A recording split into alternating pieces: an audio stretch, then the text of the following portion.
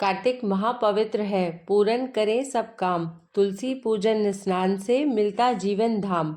हरे कृष्णा। आप सभी को कार्तिक मास के पावन पर्व की हार्दिक शुभकामनाएं। आप सभी का दिन शुभ और मंगलमय हो। भगवान श्री कृष्ण की कृपा आप सभी पर सदैव बनी रहे और आपकी झोली हमेशा खुशियों से भरी रहे। आज आप सुनेंगे कार्तिक मास महात्म्य की कथा और एक बहुत ही सुंदर और प्रेरणादायी कहानी। जैसा कि आप सभी जानते हैं कि पंच भीखु व्रत चल रहे हैं, तो पंच भीखु व्रत की कथा भी आप कार्तिक मास महात्म्य की कथा के अंत में सुनेंगे। आपसे अनुरोध है कि इन कथाओं को पूरा सुनने का प्रयास अवश्य कीजिएगा। आज आप सबको बरसाने के एक संत की बहुत ही सुंदर कथा सुनाने जा रहे हैं। आप सभी बहुत ध्यान से और प्रेम पूर्वक इस कथा को सुनिए। एक बार एक संत महाराज बरसाने में रहा करते थे। हर रोज सुबह उठकर वे यमुना जी में स्नान करके फिर राधा जी के दर्शन करने जाया करते। यह उनका हर दिन का नियम था। जब तक वे राधा रानी के दर्शन नहीं कर लेते थे तब तक जल की एक बूंद भी ग्रहण नहीं करते थे। दर्शन करते करते और इस नियम को निभाते निभाते लगभग उनकी उम्र हो गई थी 80 वर्ष की। आज सुबह भी वे हर दिन की तरह उठे और यमुना जी के जल में स्नान किया। फिर राधा रानी के दर्शन को चल पड़े। मंदिर के पट खुले और राधा रानी के दर्शन करने लगे। आज न जाने कैसे दर्शन करते करते संत महाराज के मन में भाव आया कि मुझे राधा रानी के दर्शन करते करते आज 80 वर्ष बीत चुके हैं, लेकिन मैंने तो आज तक कभी भी राधा रानी को कोई वस्त्र नहीं चढ़ाया। लोग राधा रानी के लिए कोई नारियल लेकर आते हैं, कोई चुनरिया लाता है, कोई चूड़ी लाता है, कोई लहंगा, कोई बिंदी, कोई साड़ी लाता है, लेकिन मैंने तो आज तक कभी कुछ चढ़ाया ही नहीं। यह विचार संत जी के मन में आया कि जब सभी मेरी राधा रानी के लिए कुछ न कुछ लाया करते हैं तो मैं भी अपनी राधा रानी के लिए कुछ न कुछ जरूर लेकर आऊंगा, लेकिन क्या लाऊं ऐसा जिससे मेरी राधा रानी खुश हो जाए। तो संत जी यह सोचकर चलते चलते अपनी कुटिया में आ गए। सारी रात उनके मन में यही विचार चलता रहा कि मैं अपनी राधा रानी के लिए ऐसा क्या लेकर आऊं कि मेरी राधा रानी खुश हो जाए, प्रसन्न हो जाए। रात इसी तरह सोचते सोचते बीत गई और सुबह हो गई। सुबह उठे, हर दिन की तरह स्नान किया और आज तो उन्होंने अपनी ही कुटिया में राधा रानी के दर्शन और पूजन किए। दर्शन करने के बाद वे निकल पड़े बाजार की ओर। बाजार में घूम घूम कर कई दुकानें छान मारी, लेकिन उनकी पसंद का वह कपड़ा वहां पर उन्हें नहीं मिला। वह चाहते थे कि उनकी राधा रानी सबसे सुंदर, सबसे अच्छे वस्त्र पहने। आखिरकार एक दुकान पर उन्हें उनकी पसंद के वस्त्र मिल ही गए। अब वे कपड़ा खरीद कर लाए और कुटिया में आकर के अपने ही हाथों से किसी तरह राधा रानी का लहंगा चुनरिया सिल दिया और सुंदर सुंदर गोटे मोती आदि उस लहंगे चुनरिया में जड़ दिए। जब पूरी तरह से लहंगा चुनरिया को उन्होंने सजा दिया तो फिर एक दिन मन में सोचा कि अब इस लहंगा चुनरिया को मैं अपनी राधा रानी को पहनाऊंगा, तब तो सबसे सुंदर मेरी राधा रानी लगेंगी। अब तो यह सोचकर संत महाराज जी बड़े प्रसन्न हुए और मारे खुशी के दौड़े दौड़े उस लहंगा चुनरिया को अपने हाथों में लेकर राधा रानी के मंदिर को चले। मंदिर की सीढ़ियां चढ़ रहे थे, सांस फूलती जा रही थी, लेकिन मन में आज एक अपार उत्साह था। मन में सोचे जा रहे थे कि आज तो मेरे हाथों के बनाए हुए लहंगा चुनरिया राधा रानी को पहनाऊंगा तो मेरी लाडली तो बड़ी ही सुंदर लगेंगी। ऐसा मन में सोचकर खूब प्रसन्न हुए जा रहे हैं। इतने में ही मंदिर की सीढ़ियों पर ही एक बरसाना की लाली आई और बाबा से बोली, बाबा आज तो बड़े खुश हो, क्या बात है बताओ ना बाबा। तो बाबा ने कहा, अरे लाली आज तो मैं बड़ा खुश हूँ। पता है आज मैं अपने हाथों से राधा रानी के लिए चुनरिया बनाकर लाया हूँ और आज तो जब मैं अपनी राधा रानी को यह लहंगा चुनरिया पहनाऊंगा ना, तब देखना तुम मेरी राधा रानी बहुत सुंदर लगेंगी। तब लाली ने कहा, बाबा ऐसी बात है तो मुझे भी दिखाओ ना आपने कैसा लहंगा चुनरिया बनाया है। बाबा ने बड़ी खुशी खुशी अपने हाथ में पकड़ा हुआ वह लहंगा चुनरिया बरसाने की लाली को दिखा दिया। देखने के बाद लाली बोली, अरे बाबा राधा रानी के पास तो बहुत सारी पोशाकें हैं, यह वाली पोशाक मुझे दे दो ना। तो संत महाराज जी बोले, बेटी मैं तुमको कोई और पोशाक बाजार से दिलवा दूंगा। यह पोशाक तो मैंने राधा रानी के लिए अपने हाथों से बनाई है, यह तो मैं तुम्हें नहीं दूंगा। तुम कहोगी तो तुम्हें बाजार से कोई दूसरी दिलवा दूंगा। लेकिन उस छोटी सी लाली ने संत महाराज के कुर्ते का कोना पकड़ लिया। बाबा मुझे तो यही चाहिए, मुझे तो यही वाली पोशाक दे दो, ऐसा कहकर वो जिद करने लगी। अब वो संत महाराज भी जिद पर अड़ गए, कहने लगे, यह वाली पोशाक तो मैं नहीं दूंगा, दूसरी वाली दिलवा दूंगा। लेकिन नन्ही लाली तो इतनी तेज थी कि संत महाराज के हाथों से लहंगा चुनरिया छीनकर भाग गई। यह देखकर बाबा तो बड़े दुखी हो गए कि मैंने आज तक राधा रानी को कभी कुछ नहीं चढ़ाया। आज जैसे तैसे अपने हाथों से बनाकर लहंगा चुनरिया लेकर आया तो वो भी लाली लेकर भाग गई। मेरा तो जीवन ही खराब है, अब क्या करूँगा। ऐसा सोचकर संत महाराज की आंखों में आंसू आ गए। अब वे उदास होकर वहीं सीढ़ियों पर बैठकर रोने लगे। इतने में ही कुछ और संत वहां आए जो कि राधा रानी के दर्शन करने के लिए जा रहे थे। उन्होंने उन्हें इस प्रकार सीढ़ियों पर रोता हुआ बैठा देखा तो पूछा, क्या बात है बाबा, आप क्यों रो रहे हो। तो बाबा ने उन संतों को सारी बात बताई। तब संतों ने बाबा को समझाते हुए कहा, अरे दुखी मत होना, आप कल दूसरी लहंगा चुनरिया बनाकर राधा रानी को पहना देना। चलो आज तो राधा रानी के दर्शन कर लेते हैं। इस तरह संतों ने बाबा को समझाया और फिर राधा रानी के दर्शन को लेकर चले गए। संत बाबा मंदिर के अंदर चलते जा रहे थे और आंखों से आंसू बहते जा रहे थे। फिर अचानक उनके मन में यह भाव आया कि मुझे इस तरह राधा रानी रोता हुआ देखेंगी तो दुखी हो जाएंगी। उनका रोना बंद हो गया। रोना तो बंद हुआ लेकिन मन अभी तक बहुत खराब था, क्योंकि कामना जो पूरी नहीं हुई थी। तो अनमने से वे राधा रानी के दर्शन करने के लिए चले जा रहे थे। मन ही मन सोच रहे थे कि मुझे लगता है किशोरी जी की इच्छा ही नहीं थी। शायद राधा रानी मेरे हाथों से बनी पोशाक पहनना ही नहीं चाहती थी, इसलिए तो मेरे साथ आज ऐसा हुआ। मन में लगातार इसी तरह के विचार संत महाराज के मन में आते जा रहे हैं और वे दुखी हो रहे हैं। मंदिर आकर अब राधा रानी के पट खुलने का इंतजार करने लगे। थोड़ी देर के बाद मंदिर के पट खुले तो संतों ने कहा, बाबा देखो तो सही, आज राधा रानी कितनी सुंदर लग रही है। संतों की बात सुनकर जैसे ही बाबा ने अपना सिर उठाकर देखा तो क्या देखते हैं कि जो लहंगा चुनरिया बाबा अपने हाथों से बनाकर लाए थे वही आज राधा रानी ने पहना हुआ था। देखते ही संत महाराज तो इतने प्रसन्न हुए कि उनकी खुशी का कोई ठिकाना ही नहीं था। तब वे राधा रानी से कहने लगे, राधा रानी, आपको इतना भी सब्र नहीं रहा कि आप मेरे हाथों से मंदिर की सीढ़ियों से ही लेकर भाग गई। ऐसा क्यों किया।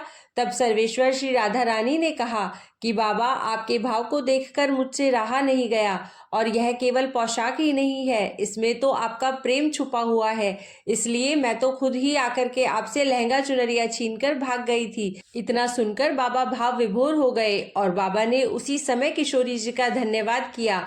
राधा रानी और संत महाराज के बीच में जो भी वार्तालाप हो रहा था वो केवल और केवल संत महाराज ही सुन सकते थे।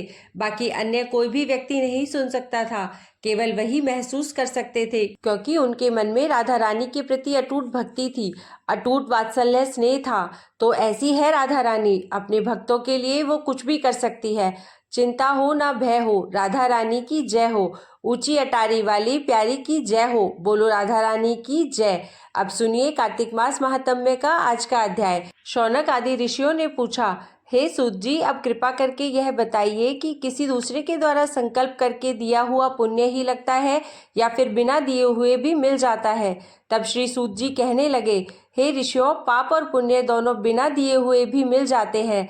सतयुग में एक का किया हुआ पाप या फिर पुण्य कर्म सारे देश को, त्रेता युग में पूरे गांव को, द्वापर युग में पूरे कुल को मिलता था, परंतु इस घोर कलयुग में केवल पाप या पुण्य कर्म लेने वाले को ही नहीं बल्कि उनके साथ जुड़े हुए लोगों को भी उनकी प्राप्ति हो जाती है। एक पात्र में साथ साथ भोजन करने वाले को पाप और पुण्य का आधा आधा भाग मिल जाता है। पापी के साथ मिलकर बैठकर भोजन करने वाले को भी उसका पाप लगता है। पुण्य कर्म करने वाले व्यक्ति के साथ मिलकर यदि भोजन किया जाए तो उसका पुण्य भी दूसरे को प्राप्त हो जाता है। दूसरे की निंदा करने वाले, सुनने वाले या फिर चिंतन करने वाले को भी बराबर पाप और पुण्य मिलता है। दूसरे का धन चुराकर दान देने वाला भी पाप का भागी हो जाता है। पाप या पुण्य का उपदेश करने वाले को छठा अंश प्राप्त होता है। प्रजा का छठा अंश राजा को प्राप्त होता है। इसी प्रकार शिष्य से गुरु, पिता से पुत्र और पत्नी से पति भी छठा अंश पाते हैं। चाहे वह पाप हो या पुण्य हो, परंतु पत्नी पति का आधा ही पुण्य पाती है। इस प्रकार बिना हुए भी एक दूसरे को पाप और पुण्य की प्राप्ति होती है। अब इस संबंध में हे ऋषियों, एक अत्यंत पुण्यदायी प्राचीन इतिहास सुनाता हूँ, आप सभी ध्यानपूर्वक सुनिए। एक समय उज्जैनी नामक नगरी में धनेश्वर नाम का ब्राह्मणोचित कर्मों से रहित, यानी कि जो कर्म ब्राह्मणों के लिए बताए गए हैं वह उन कर्मों को करता ही नहीं था, उन सभी पुण्य कर्मों से रहित एक जुआरी, मदिरा पीने वाला, वैश्यागामी, रस कवल और खाल बेचने वाला अत्यंत पापी ब्राह्मण रहा करता था। वह सामान खरीदने और बेचने के उद्देश्य से कई नगरों में घूमता फिरता एक बार महिष्मती नगरी में गया और वहां पर 1 मास तक ठहरा। एक दिन नर्मदा नदी के तट पर उसने जप तप करने वाले ब्राह्मणों का पूजन और शाम को श्री हरि के नाम का दीपदान महोत्सव भी देखा। उसी रात को एक सांप ने उसे डस लिया और तब कुछ मनुष्यों ने उसके मुख में तुलसी दल और नर्मदा नदी का पवित्र जल डाला। इसके पश्चात उसकी मृत्यु हो गई और यमदूत उसे मारते पीटते यमराज के पास ले गए। यमलोक में चित्रगुप्त ने क्रोध भरी दृष्टि से उस पापी की ओर देखते हुए यमराज से कहा कि महाराज, यह तो बड़ा पापी है और इसने तो अपने पूरे जीवन में एक भी अच्छा कर्म नहीं किया है। इसे तो कड़ी से कड़ी सजा मिलनी चाहिए। तब यमराज ने आज्ञा दी कि पहले इसे खौलते हुए तेल के कढ़ाओं में डालो, उसके बाद मुदगर से मार लगाकर कुंभीपाक नरक में डाल देना। परंतु जब उस व्यक्ति को खौलते हुए तेल में डाला गया तब तेल एकदम शीतल हो गया। खौलता हुआ तेल एकदम ठंडा हो जाने की बात जब यमराज ने सुनी तो वे आश्चर्यचकित हो गए। ठीक उसी समय देवर्षि नारद यमराज की सभा में उपस्थित हुए। तब यमराज जी के पूछने पर देवर्षि नारद कहने लगे कि धनेश्वर महापापी होने पर भी कार्तिक मास का व्रत करने वालों के सत्संग के प्रभाव से पुण्यात्मा हो गया है। मृत्यु के समय नर्मदा नदी का पवित्र जल और तुलसी दल इसके मुख में डाले गए थे। श्री हरि का नाम भी इसके कानों में पड़ा। बस इसी कारण इसके सारे पाप नष्ट हो गए हैं। यमराज जी को इतना बताकर देवर्षि नारद वहां से ब्रह्मलोक को चले गए। तब यमराज जी ने भी धनेश्वर को नरक की घोर यातना से मुक्त कर दिया। इसके पश्चात धनेश्वर कुबेर देव का अनुगामी धन यज्ञ हुआ, जिनके नाम से अयोध्या नगरी में भगवान गदाधर नाम का तीर्थ विख्यात हुआ। सूत जी ने अंत में ऋषियों से कहा, हे ऋषियों, किसी इच्छा अथवा लालच से किया गया पाप गीला और कामना रहित पाप सूखा कहा जाता है। इस कार्तिक मास के व्रत के प्रभाव से मनुष्य द्वारा किए गए गीले तथा सूखे अर्थात सभी प्रकार के पाप नष्ट हो जाते हैं। हे श्रोताओं, उस परमपिता परमात्मा की कृपा से आज यह कार्तिक मास महात्म्य संपूर्ण हुआ।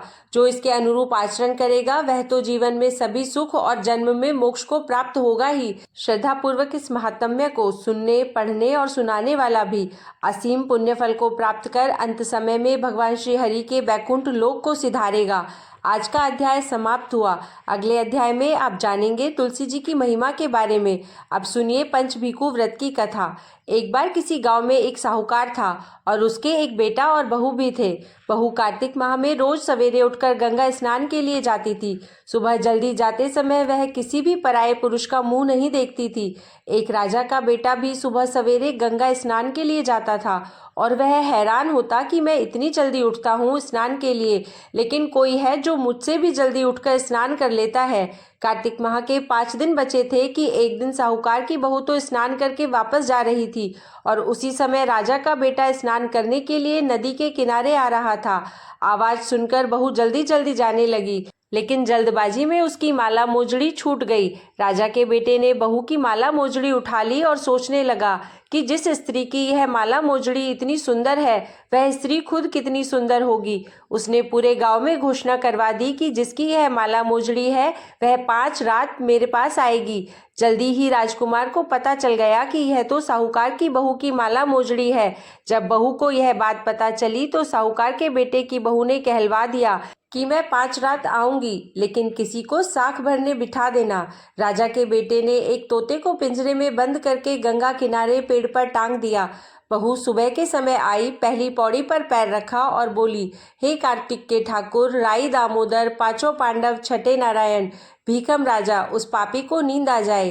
राजा के बेटे को नींद आ गई। बहू नहा धोकर चलने लगी तो तोते से जाते जाते बोली, सुआ सुआ तेरे गल डालूंगी हीरा, मेरी साख भरियो मेरे वीरा। सुआ बोला, कोई वीर भी साख भरता है क्या? तो वह बोली, सुआ सुआ तेरे पग घालूंगी नेवर, साख भरियो मेरे देवर। सुआ ने कहा, ठीक है भाभी, मैं तेरी साख रखूंगा। वह तो कहकर चली गई। इधर राजा का बेटा हड़बड़ाकर उठा और सुआ से पूछा, सुआ सुआ वह आई थी क्या?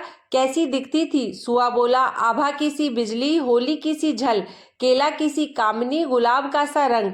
अगले दिन तो राजा के बेटे ने सोचा कि आज मैं अपनी उंगली में चीरा लगाकर बैठूंगा, इससे मुझे नींद नहीं आएगी। अगले दिन राजकुमार अंगुली चीर कर लेट गया। बहू फिर आई और भगवान से उसी तरह प्रार्थना करने लगी। राजकुमार को फिर से पहले की तरह नींद आ गई। बहू स्नान करके फिर से वापस चली गई। सुबह राजकुमार ने तोते से फिर पूछा। तोते ने वही सारी बातें दोहरा दी। अब की बार राजकुमार बोला कि मैं तो आज रात में आंखों में मिर्ची डालकर बैठूंगा, और रात में वही मिर्ची डालकर बैठ गया। बहू फिर आई और प्रार्थना की, जिससे राजकुमार को पहले की तरह नींद आ गई। राजकुमार ने अब फिर तोते से बहू के आने की बात पूछी तो उसने फिर से वही बातें दोहरा दी। राजकुमार अब की बार सोचने लगा कि आज मैं बिना बिस्तर के ही बैठूंगा, और रात को वह बिना बिस्तर के बैठ गया। अगली सुबह जब वह स्नान करने आई तो बहू ने फिर से भगवान से प्रार्थना की और राजकुमार को फिर नींद आ गई। जब बहू स्नान कर जाने लगी तो आंखें बंद करके चली गई। राजकुमार जब उठा तो वह जा चुकी थी। राजकुमार फिर से सोच में पड़ गया और सोचने लगा कि आज मैं अंगीठी जलाकर बैठूंगा, जिससे नींद नहीं आएगी। फिर वह रात को अंगीठी जलाकर बैठ गया। साहूकार की बहू आई और वह भगवान से प्रार्थना करने लगी कि प्रभु, हे ठाकुर जी, आपने 4 रातें तो निकाल दी, अब यह रात और बची है, इस आखिरी रात को भी निकाल दो। ठाकुर जी ने उसकी बात रख ली और राजकुमार को नींद आ गई। जब बहू स्नान कर जाने लगी तो तोते से बोली कि सुआ सुआ इस पापी को कह देना कि 5 रातें पूरी हो चुकी है, अब वह मेरे मोतियों की माला मेरे घर भिजवा दे। अगली सुबह जब राजकुमार की आंख खुली तो उसने तोते से पूछा, क्या वह आई थी? तोते ने कहा, हाँ आई थी, और उसने अपनी माला मोजड़ी मंगवाई है। यह सुनकर राजकुमार सोचने लगा कि वह तो सच्ची थी, तभी तो भगवान ने भी उसका सत्य रखा। कुछ समय के बाद राजकुमार को कोढ़ हो गया। राजा ने ब्राह्मण को बुलाकर पूछा कि मेरे बेटे का शरीर क्यों जल रहा है। तब ब्राह्मण ने सारी बातें विस्तार से राजा को बताई कि इसने क्या किया था।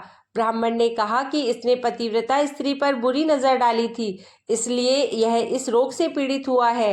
राजा ने इसके ठीक होने का उपाय पूछा तो ब्राह्मण ने कहा कि अगर यह उस साहूकार की बहू को धर्म की बहन बनाए और रोज उसके नहाए हुए जल से स्नान करे, तभी ठीक हो सकता है।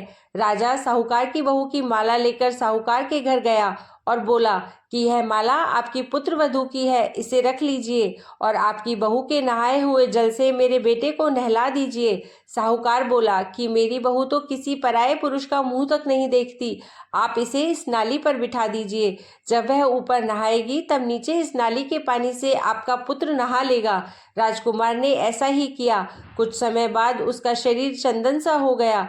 हे पंचभीखु देवता, जैसे आपने साहूकार की पुत्रवधू का सत रखा, वैसे ही सभी का रखना। पूनो नहाई पड़वा नहाई, 5 रतन पंच तीरथ, पंच भीकम नहाई, 1 टका मेरी गांठ में सुनियो रघुराई। आधे का लाई आंवला आधे की राई, राई दामोदर सांवला जिसने सृष्टि रचाई। राजा के घर उतरी पुत्री बन आई, राजा लाया ब्याह के रानी बन आई। 4 चक्कर 4 मक्कर 4 दिए की लौ, मैं तुझसे पूछूं श्री कृष्ण जी कब निस्तारा होए। जब आएगा कार्तिक का महीना तब निस्तारा होए। प्रेम से बोलिए पंचभीखु देवता की जय। अब सुनिए तुलसी चालीसा पाठ और तुलसी माता की आरती। श्री तुलसी महारानी करूँ विनय सिरनाए, जो मम हो संकट विकट दीजे मात नशाए। नमो नमो तुलसी महारानी, महिमा अमित न जाए बखानी। दियो विष्णु तुमको सन्माना, जग में छायो सुयश महाना। विष्णु प्रिया जय जयति भवानी, तिहु लोक की हो सुख खानी। भगवत पूजा कर जो कोई, बिना तुम्हारे सफल न होई। जिन घर तब नहीं होए निवासा, उस पर करही विष्णु नहीं बासा। करे सदा जो तब नित सुमिरन, तेहि के काज होए सब पूरन। कार्तिक मास महात्म तुम्हारा, ताको जानत सब संसारा। तव पूजन जो करे कुवारी, पावे सुंदर वर सुकुमारी। कर जो पूजन नित प्रति नारी, सुख संपत्ति से होए सुखारी। वृद्धा नारी करे जो पूजन, मिले भक्ति होवे पुलकित मन। श्रद्धा से पूजे जो कोई, भवनिधि से तर जावे सोई। कथा भागवत यज्ञ करावे, तुम बिन नहीं सफलता पावे। छायो तब प्रताप जग भारी, ध्यावत तुम ही सकल चितधारी। तुम ही मात्र यंत्रन तंत्रन, सकल काज सिद्धि होवे क्षण में। औषधि रूप आप हो माता, सब जग में तब यश विख्याता। देव ऋषि मुनि और तपधारी, करत सदा तब जय जयकारी। वेद पुराणन तब यश गाया, महिमा अगम पार नहीं पाया। नमो नमो जय जय सुखकारनी, नमो नमो जय दुख निवारिणी। नमो नमो सुख संपत्ति देनी, नमो नमो अघ काटन छेनी। नमो नमो भक्तन दुख हरनी, नमो नमो दुष्टन मद छेनी। नमो नमो भव पार उतारनी, नमो नमो परलोक सुधारनी। नमो नमो निज भक्त उबारनी, नमो नमो जन काज सवारनी। नमो नमो जय कुमति नशावनी, नमो नमो सुख उपजावनी। जयति जयति जय तुलसी माई, ध्याऊं तुमको शीश नवाई। निज जन जानी मोही अपनाओ, बिगड़े कारज आप बनाओ। करूँ विनय मैं मात तुम्हारी, पूरन आशा करहु हमारी। शरण चरण कर जोरी मनाऊं, निष्दिन तेरे ही गुण गाऊं। करहु मात यह अब मोह पर दाया, निर्मल होय सकल मम काया। मांगू मात यह बर दीजे, सकल मनोरथ पूर्ण कीजे। जानू नहीं कुछ नेम अचारा, क्षमहु मात अपराध हमारा। 12 मास करे जो पूजा, तासम जग में और न दूजा। प्रथम ही गंगा जल मंगवावे, फिर सुंदर स्नान करावे। चंदन अक्षत पुष्प चढ़ावे, धूप दीप नैवेद्य लगावे। करे आचमन गंगा जल से, ध्यान करे हृदय निर्मल से।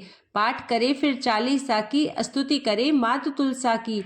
यह विधि पूजा करे हमेशा, ताके तन नहीं रहे कलेशा। करे मास कार्तिक का साधन, सोवे नित पवित्र सिद्ध हुई जाही।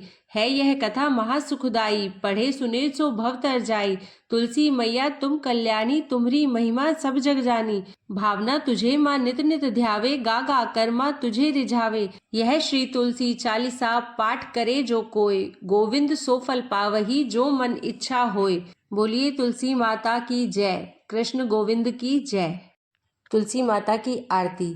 जय जय तुलसी माता, मैया जय तुलसी माता। सब जग की सुखदाता, सबकी वर माता। मैया जय तुलसी माता।